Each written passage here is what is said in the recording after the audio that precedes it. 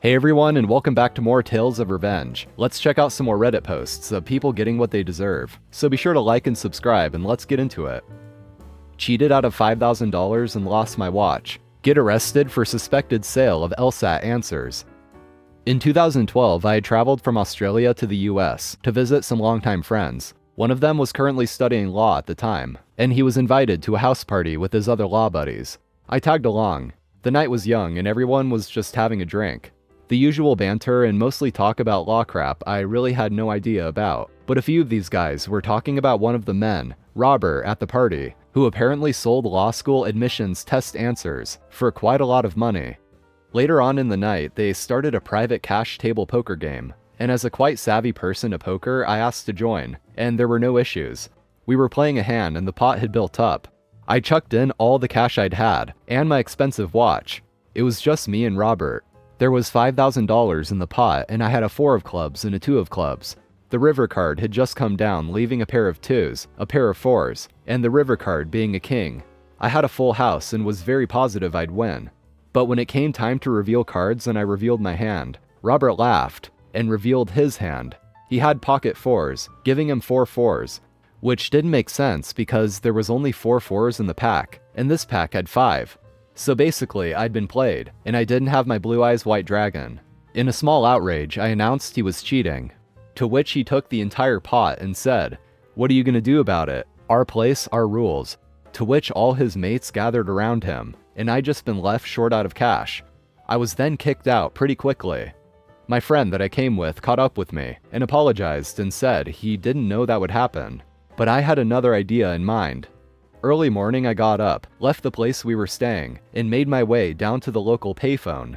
I called the closest law school I could determine, and anonymously tipped off that a person by the name of Robert had been boasting about selling LSAT test answers. I provided the address we went to. The call was short. I went back to the place I was at, and then flew home a few days later. About 3 weeks later, I got an email from my friend that I visited in America, saying that Robert had been arrested for suspected selling of answers to the LSAT tests.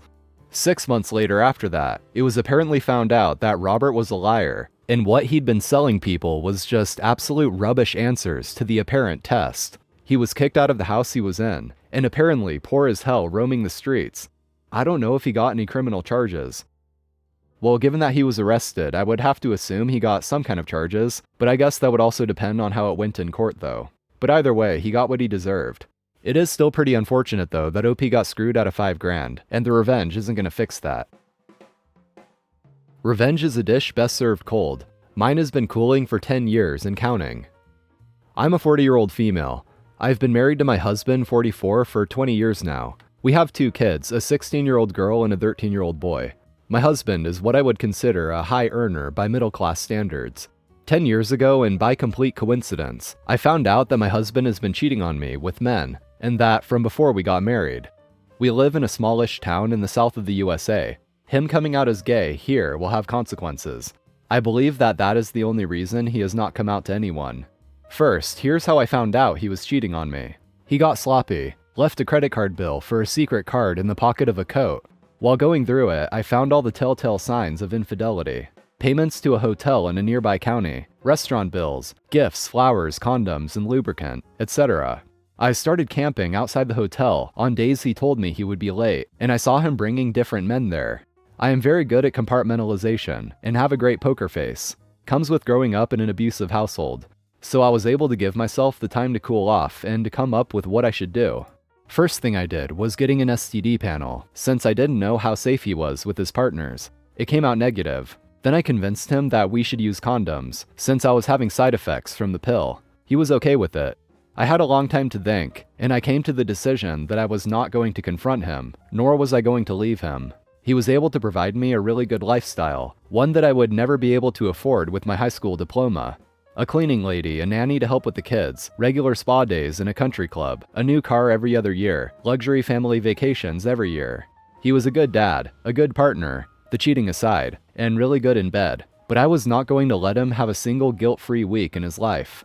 That would be my revenge.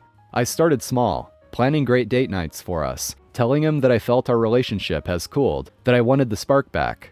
Then I would sometimes slip in a conversation some tea about a cheating husband, a gay man that has been using his poor wife as a beard, complimenting the only gay couple we know for having the courage of being real men, who were out and proud of themselves. On the other hand, I would praise him as the perfect husband to anyone and everyone, especially if he was in earshot. The amount of guilt gifts I got was astounding. The man was even sending me flowers weekly. It continued the same way for years. I could literally see how much it was weighing on him. Well, my parents were a part of a commune with the concept of free love. I was the same. I just considered myself in an open marriage. It seems that cheating is easier to ignore if you are not that big on monogamy in the first place. And my husband was keeping me satisfied, so I felt no need to find a partner of my own. Then 4 years ago, I guess he met the love of his life. He started seeing just one guy. I was seriously thinking of ending the whole thing, especially since I have started a business by then, and was able to bring in enough money to support myself and my kids, while maintaining my lifestyle. But then he went and introduced his side piece to us. He effing brought him into our house, introduced him to our kids, and that was enough for me to keep tormenting him. Apparently, he was a new friend he made while golfing. He started hinting at moving to another state, one where it would be easier for him to come out. I refused. I told him that my business was here, and I was not going to start over in another state. Also, the kids had their friends and extended family here. It would be unfair to uproot them. Then he started trying to start arguments. I guess he wanted us to fight, then for me to ask for a divorce. I just stopped all those arguments in their tracks. I would just agree with whatever he said. He was right, I was wrong. I also knew that his boyfriend was pressuring him to leave me almost every day. He was stuck between a rock and a hard place. He started drinking, and when it got too heavy, that was when I decided that enough was enough. I wanted to ruin his life, not his health. Also, I grew up with an alcoholic father, and did not want that for my kids. So I gathered all the evidence of his infidelity over the last 9 years. Photos with different men, conversations, his Grindr profile, even though he no longer had one. Everything. Then I hired a divorce attorney and mailed the evidence to his employer.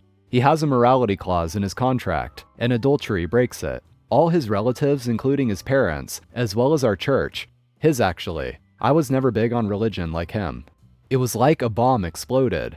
He was fired. The congregation turned on him. For cheating, not for being gay. Let's keep that straight. I would never allow my kids to be part of a church that discriminated against their father, even if he was not out. His parents wouldn't take him in after I kicked him out, and he was shamed publicly. Gotta love that small town gossip mill.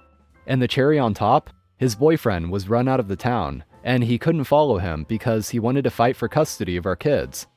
Now, almost a year later, I am a free woman. I got to keep the house, my car, and my business.